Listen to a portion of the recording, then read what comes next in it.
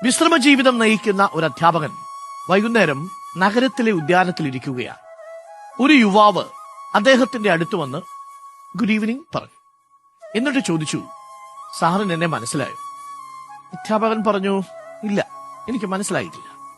അപ്പോൾ ആ യുവാവ് പറഞ്ഞു, ഞാൻ താങ്കളുടെ വിദ്യാർത്ഥിയായിരുന്നു. അധ്യാപകൻ പുഞ്ചിരിച്ചു. പേരുവിവരങ്ങൾ ചോദിച്ചു. നീ ഇപ്പോൾ എന്ത് ചെയ്യുന്നു? യുവാവ് പറഞ്ഞു, ഞാനും അങ്ങയെപ്പോലെ അധ്യാപകനായി. അങ്ങയുടെ ഒരു പ്രവൃത്തിയാണ് എനിക്ക് അങ്ങയെപ്പോലെ അധ്യാപകനാകാൻ പ്രചോദനമായത്. അധ്യാപകന് കൗതുകമായി. അതെന്താ കാര്യം? എന്റെ എന്ത് പ്രവൃത്തിയാണ് നിനക്ക് പ്രചോദനമായത്? യുവാവ് പറഞ്ഞു, 6ാം ക്ലാസ്സിൽ പഠിക്കുമ്പോൾ ഒരു കുട്ടി മനോഹരമായ ഒരു വാച്ച് കെട്ടിക്കൊണ്ടുവന്നു. ഉച്ചയ്ക്ക് കളിക്കാൻ പോയപ്പോ അവനത് ബാഗിൽ വെച്ചു. ആരും കാണാതെ ഞാനത് മോഷ്ടിച്ച് പോക്കറ്റിലിട്ടു. ക്ലാസ് സമയത്ത് ആ കുട്ടി വാച്ച് നഷ്ടപ്പെട്ടെന്ന് മനസ്സിലായി. സാറിനോട് പറഞ്ഞു. സാർ എല്ലാവരോടും വട്ടത്തിൽ കണ്ണടച്ചു നിൽക്കാൻ പറഞ്ഞിട്ട് എല്ലാവരുടെയും പോക്കറ്റ് പരിശോധിച്ചു. എന്റെ പോക്കറ്റിൽ നിന്നും വാച്ച് എടുത്തിട്ടും അങ്ങ് പരിശോധന തുടർന്നു. എല്ലാവരെയും പരിശോധിച്ച് കഴിഞ്ഞ ശേഷം അങ്ങ് എല്ലാവരോടും കണ്ണു തുറക്കാൻ പറഞ്ഞു. വാച്ച് സാറിന്റെ കയ്യിലുണ്ടായിരുന്നു. സാർ വാച്ച് ഉടമസ്ഥന് നൽകിയിട്ട് ഒന്നും സംഭവിക്കാത്തതുപോലെ ക്ലാസ് എടുത്തു.